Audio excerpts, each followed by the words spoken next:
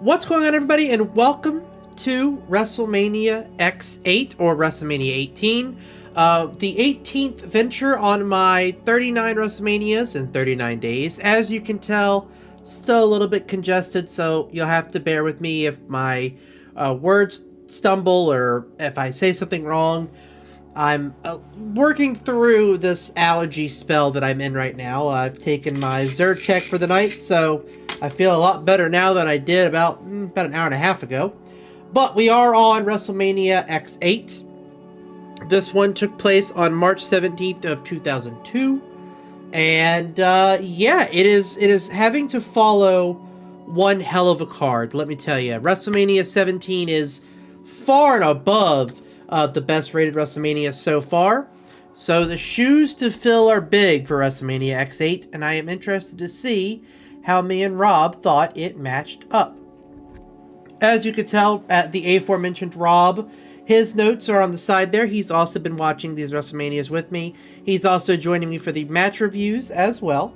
And these are going to be rated from an A to an F. A being a 10 or a 9, B being an 8 or a 7, C being a 6, 5, or 4, being a C, C+, or C-.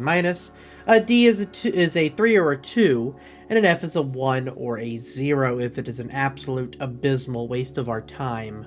It gets the 0. And there have been a few stinkers of matches. So, we're going to start off with an actually decent match here, with Rob Van Dam versus William Regal for the Intercontinental title. This was really exactly what you expect from these two. Regal is great at heel tactics, as he always is. Rob Van Dam is absolutely insane at the wild style, high-flying, extremely athletic maneuvers. William Regal is absolutely a technical master.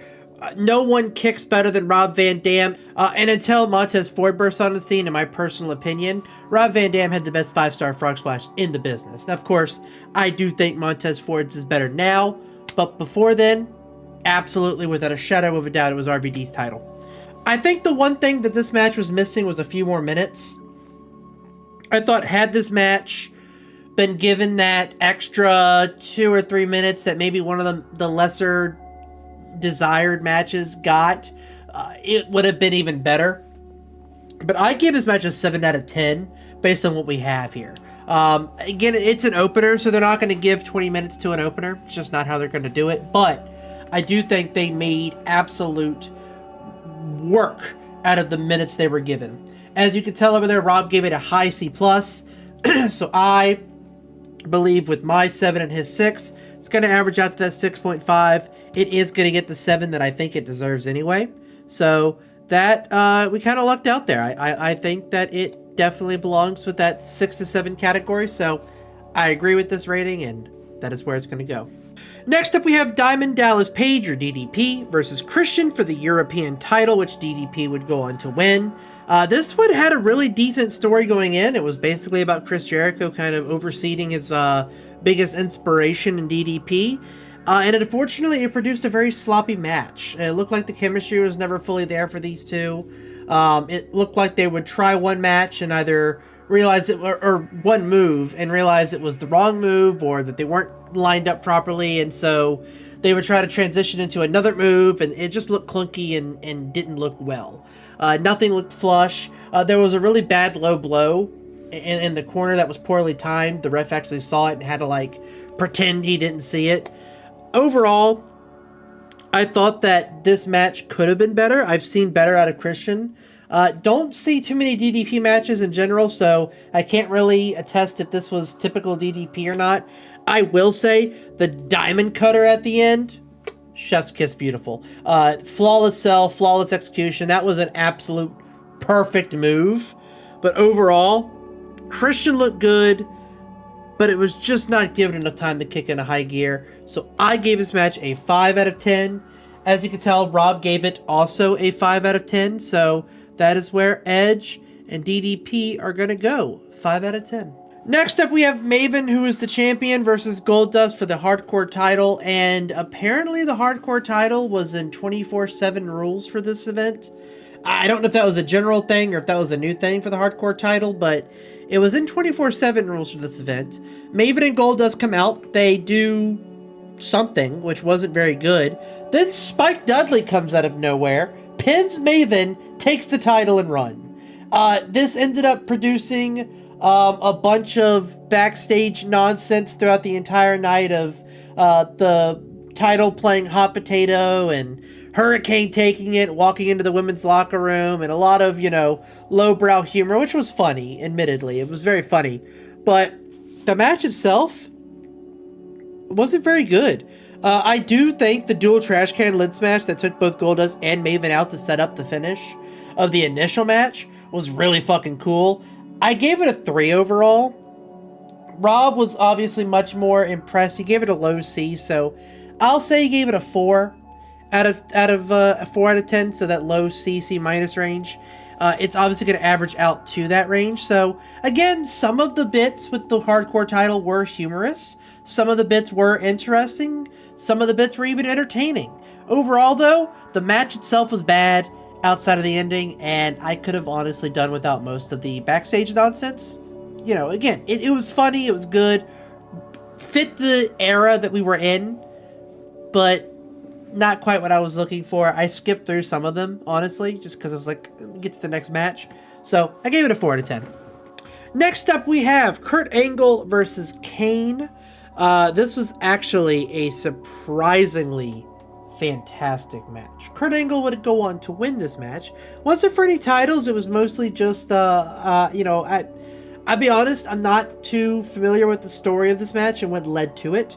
I just know that this match was absolutely phenomenal. Angle was making a big deal about winning his medals fairly to the Canadian crowd at this time period. The Canadian national teams were under investigation for some unfair play to win their medals at the Olympics. So, of course, Angle was using that as a promo to be a heel here. Of course, he then, used his feet on the ropes to pin Kane, so he cheated to win. Again, the irony, the disrespect, the heel tactics. Kurt Angle was a fantastic fucking heel. He really was. He was great at what he was doing here. I thought Kane looked phenomenal, like way more athletic than Kane normally looks. Like, Kane was actually hitting kicks and enziguris and almost flips. Like, it was by far the best Kane match I have ever seen so far. Angle brought out the best in that man, and he really, really, really performed very well. I gave this match an 8 out of 10. I don't think I ever see Kane pull out the moves that he pulled out against Kurt Angle ever again. As you can tell, Rob actually agrees with me here that this was a phenomenal match. Even if he gave it a 7, my 8's going to bump it up to a 7.5, so it's going to end up being an 8 no matter what. But I truly believe that this match was Kane's pinnacle for WrestleMania matches in general. And so, yeah, I think this definitely deserves an 8. Next up, we have Undertaker versus Ric Flair. Of course, Undertaker is going to win this match. The first 2/3 of this match is definitely a one-sided Undertaker brawl with flurry of fists around the ring, in the ring, around the ring. Flair getting in a few shots enough to equally bust open Undertaker. They were both bleeding profusely from this match. Typical Flair match I put on here with his white hair turning crimson, which you kind of come to expect from Ric Flair at this point in his career, and really his entire career, honestly. I like the story of this build-up between Undertaker kind of going after Ric Flair and Flair having to give up his side of the company in order to fight Undertaker. I thought it was a great setup for the future of the WWE in general. It was a great feud starter for these two. I thought that this match was far from a technical masterclass, but I loved the story of it. I loved the story they told. Taker was out of shape a little bit at this point, though. You could tell he wasn't moving as fast as he does much later. Flair is 53 years old, taking hellacious bumps for a 53-year-old. But he's older. There's not much he can do around the ring here, especially with The Undertaker. I still thought they put on a much more entertaining match than not only I expected, but I also watched this match before, And I thought I liked it better this time. I don't know if it's the mentality I'm in while I'm watching these now, but I actually like this match a lot more than the last time I seen it. Arn Anderson getting involved was a great callback to the build-up. The tombstone finish, as usual. I gave this match a solid 7 out of 10, a B- if you will, solely because this was the best possible match these two could have had. I don't think that these two could have put on a better match here, given their natural abilities, given their age, given their, I guess, injury status at the time. This was the absolute best match they could have put on. So I gave it a 7 out of 10. Rob agrees and also gave this match a 7 out of 10. So B-, 7 out of 10. Awesome. I'm glad. Me and Rob have been in unity a lot these last couple WrestleManias. So I can't wait to see which match is going to launch us off the deep end here. Next up, we have Edge versus Booker T, a match in which Edge wins. Booker T doesn't get a lot of love in these WrestleManias, man. He really doesn't. This match is an interesting one because the entire feud was based around a shampoo commercial. Edge, in his flowing locks, had gotten a shampoo commercial deal overseas in Japan. And Booker T wanted it. And so they fought at WrestleMania. Bullshit story. Basically used just to get these two on the card. The match was decent, but there is a sign in the crowd that says they're fighting over shampoo. That's legit what they were fighting over. Which is just, when you think about it, it's so hard to get into this match because there's no reason to. Definitely a sloppier match than I was expecting, given the two people that were in it. The Frankensteiner botch almost killed both of them, like it was a bad botch from the turnbuckle. Booker's Booker's athleticism and Edge's charisma and general performance absolutely saved this match from being a bad match on this card. I thought because of how sloppy that first third was, and the second and third just being a normal match, I gave this match a 5 out of 10. Really rough beginning. That botch was bad. Rob gave this match a 6 out of 10. So that is where it's going to end up averaging out to because of that 5.5. The 11 divided by 2, 5.5. So it's going up to a 6. I think it might be giving it a little bit too much love there, but honestly, there isn't a whole lot of difference between a 6 and a 5, so it works. Next up, we have Stone Cold Steve Austin versus Scott Hall with Kevin Nash. This is the NWO takeover night, effectively, because later on in this card, you have Rock versus Hulk Hogan. Scott Hall definitely past his prime here. Kevin Nash is kind of up there too. But most importantly, Stone Cold is definitely not 100% there.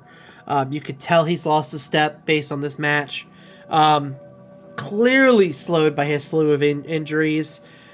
Honestly, only got about a year or two left. I think the WrestleMania 19 match is his final one, as far as a normal, everyday wrestler. Scott Hall, as I said, clearly on the other side of his career. Kevin Nash's interference, I thought, were way too overbooked. It almost seemed like Kevin Nash had to interfere to keep this match going because the other two were struggling a little bit. I will say this. The elbow on the ref who slid in the ring, however, was fucking hilarious. They took out one ref. Kevin Nash is trying to stop, the count, obviously, because Stone Cold's about to win.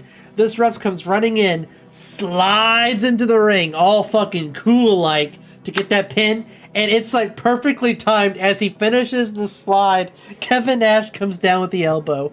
I geeked. It was so funny. It was so perfectly timed. It was a great spot. But I still think that Kevin Nash prevented this match from really hitting the level that I thought these two could go because of his persistent interference. It hurt the match. It helped the match in parts, hurt the match in more parts, and that's why I gave this match a 4 out of 10. Slow, unfortunately paced match. I will say this.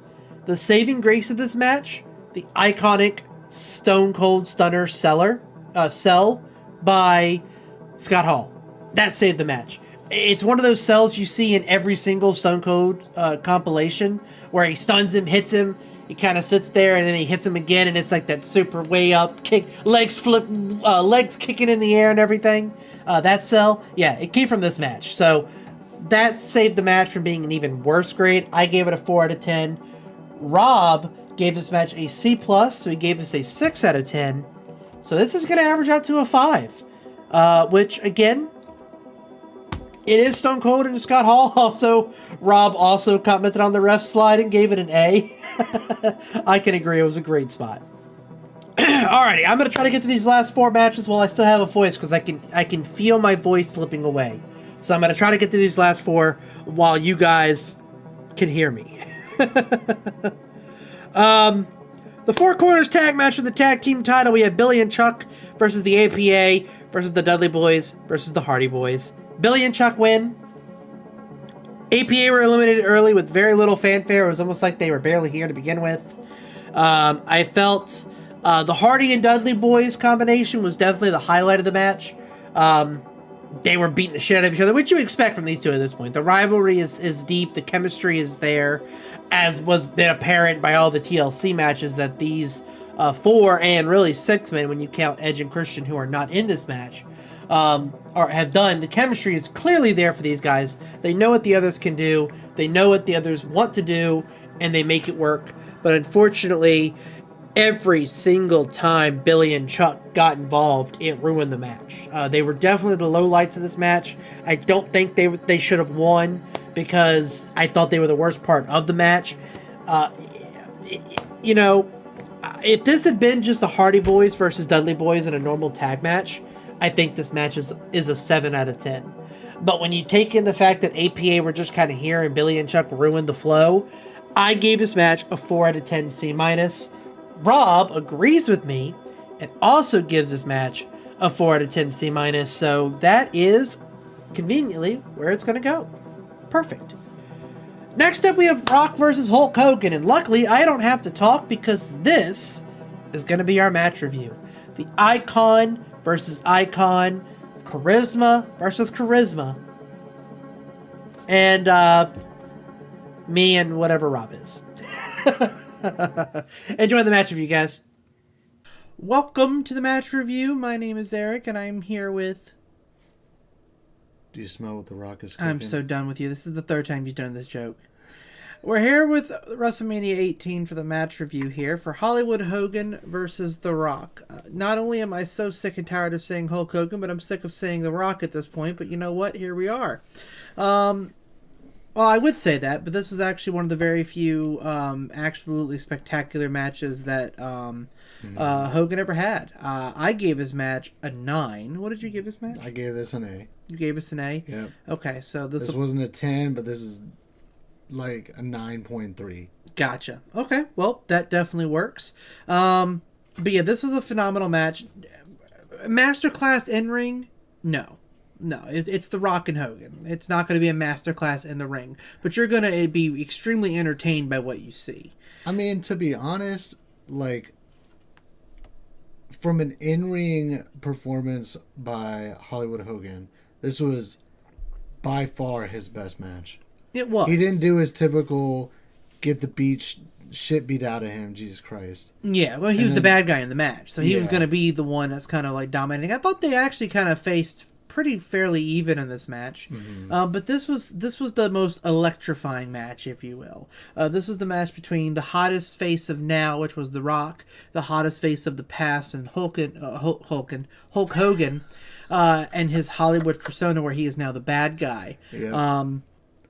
Storytelling was phenomenal. Oh, absolutely. And The Rock doing his usual selling his ass off to make Hogan look like he was a truly a threat. But this is about the atmosphere. The crowd loved this match. The crowd was alive for it. They wanted this match. They were happy with this match. They were excited for this entire match. Matter of fact, this match was so good it killed the next two, as far as the crowd goes, because they were exhausted from this match. What was the follow-up match? The follow-up match was the women's match, and then of course you have the main event, which suffered because of a dead crowd. This was the dream match. This was Hogan versus Warrior. We talked about it previously, where that was like the match of the two iconoclasms of personality and charisma of that time period, and now you have it again, and again Hulk Hogan, but now The Rock, and it's the exact same thing. It's the two people that everyone wanted to cheer for, and they didn't know who to cheer for louder. That was this match. Just an absolute charismatic lightning storm. Who do you feel like, as far, and we kind of mentioned this with Hogan and Warrior, but if you could take one person from the past and put them against a person of the present, and I'm going to exclude The Rock because we're actually going to get that at WrestleMania 40, but outside of The Rock, if you could take one person from the past and match them against someone of the present that would be able to match them in personality and charisma, who do you think and why?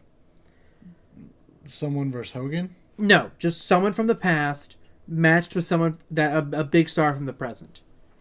Excluding Rock versus Cody Rhodes because we're getting that at Mania.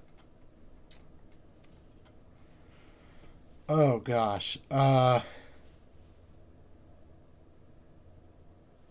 would say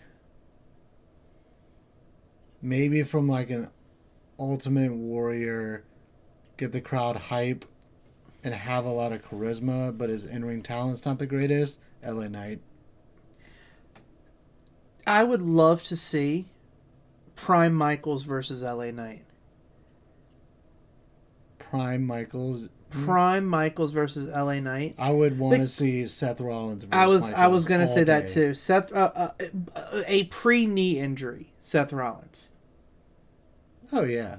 Like when he was the Shield Rollins, or right after he was out of that, and he was the Messiah Rollins, like that Rollins versus a prime Shawn Michaels would probably eclipse this match, because they would have the in-ring talent to go with the charisma and the atmosphere and the personality. Or I would say like, honestly, even current Seth Rollins versus Shawn Michaels would probably bang. You know? Yeah.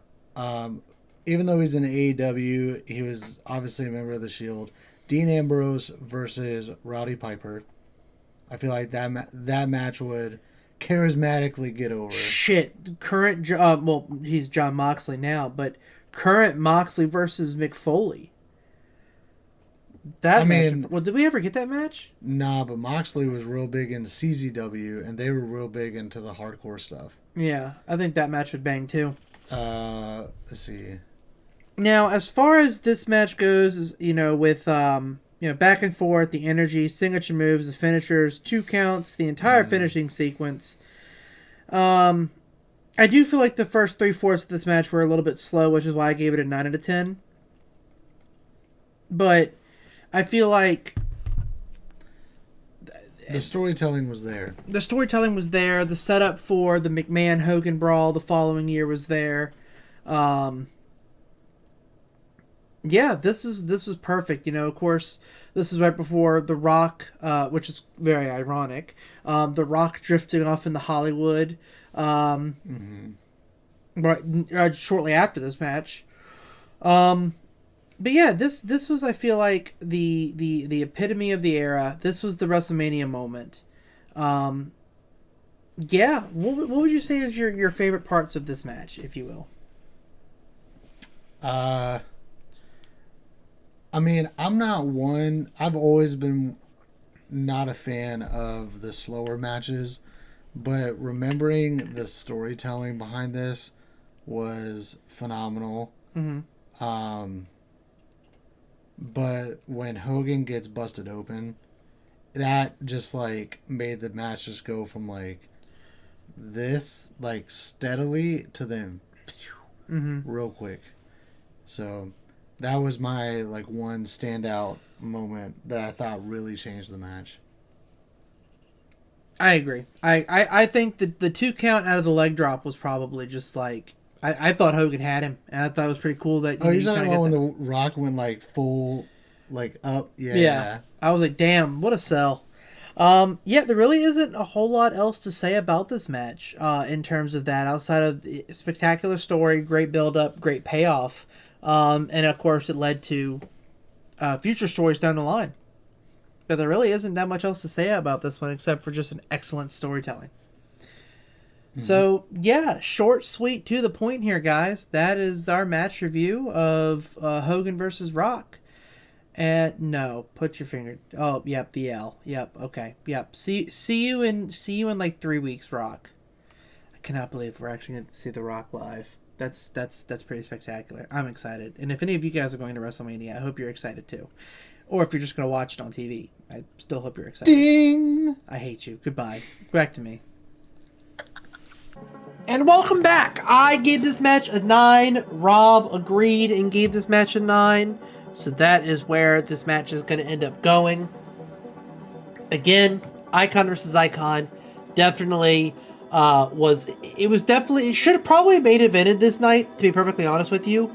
But unfortunately, the way it was booked was the Royal Rumble winner gets the main event WrestleMania. It's how it's been for a while. I almost don't agree with it, and if you look at modern wrestling now, you don't see it as, well, yeah, you know, the Royal Rumble winner still main events night 2, but, you know, I don't know. The women's Royal Rumble winner is not going to main event night 1, it's going to be the tag match, so it isn't always a thing, but, you know, unfortunately, the Royal Rumble is the main event, and Hulk and Rock got kind of screwed out of that, unfortunately. Next up, we have the Women's Championship match between Jazz, Lita, and Trish, with Jazz winning. This match had the horrible misfortune of going after that last match. I feel like if this match went before Rock and Hogan, we might be singing a different tune, but the crowd is exhausted, like utterly exhausted from the Rock and Hogan, and they just don't give a damn about this match. This was also before Trish was really good at wrestling. She was very green, or not very green, but still green enough to where she was not the Trish that I know now. She was not the Trish that many of us remember. This was, I'm slowly figuring this out, and I'm fighting the only other 2 women that are also figuring this out, because women's wrestling wasn't taken seriously back in the early 2000s. So, unfortunately, this match is not that great. It's made worse by the fact that Jerry Lawler cannot keep it in his pants, because whenever there are women on screen, Jerry Lawler cannot keep it in his pants. I did not realize how shitty Jerry Lawler was on commentary. Not just in the women's matches, but in general. I used to love Jerry Lawler growing up. But now I'm watching him as like an adult that's like watched wrestling for so long. I can't stand that man on commentary. He is obnoxious. He is over the top. He is way above the line.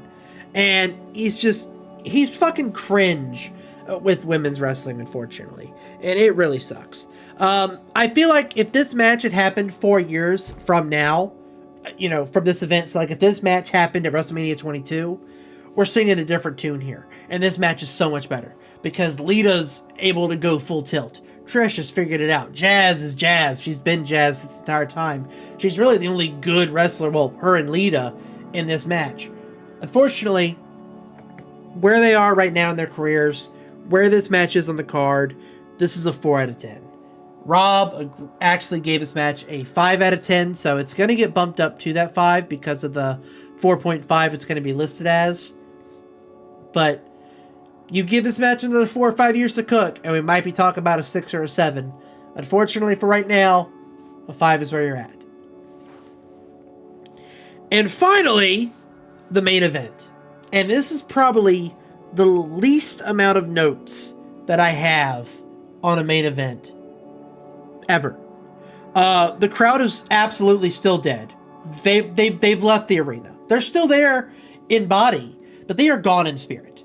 There are no hype behind this match. There are no loud cheers, except for maybe a couple of spots toward the end. And unfortunately, it looks like Jericho and Triple H could tell.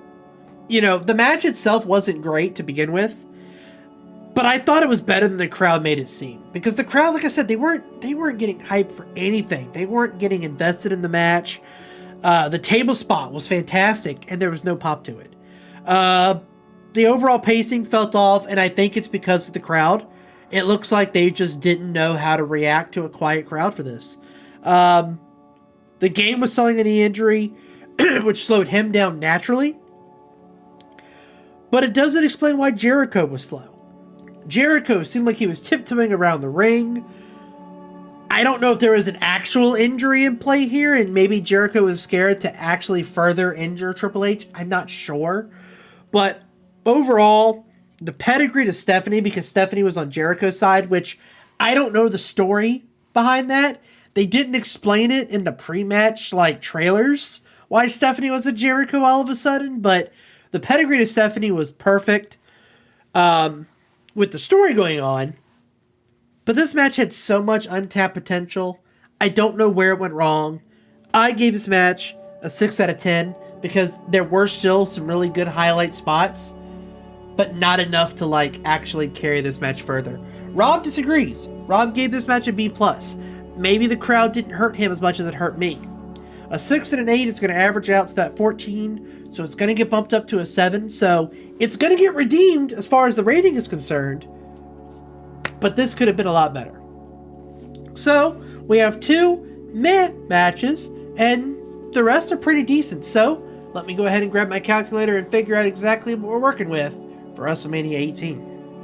WrestleMania 18 is going to average out to a 6.09, so not as good as WrestleMania 17, which is, by most people's standards, one of the best overall, but definitely one of the highest rated ones. So, WrestleMania 18, you are still banger certified, just not quite as banger as some of the other ones. So, everyone, I am going to go take a nice throat lozenge and probably drink some salt water to help soothe my throat. I apologize if this is difficult to listen to. I can't quite tell what my voice sounds like until I edit these, and I know WrestleMania 17 was kind of rough, so I'm going to go rest my voice, and I will hopefully feel better tomorrow when I film and edit WrestleMania 19. So, until then, have a good night, and I'll see you then. Peace.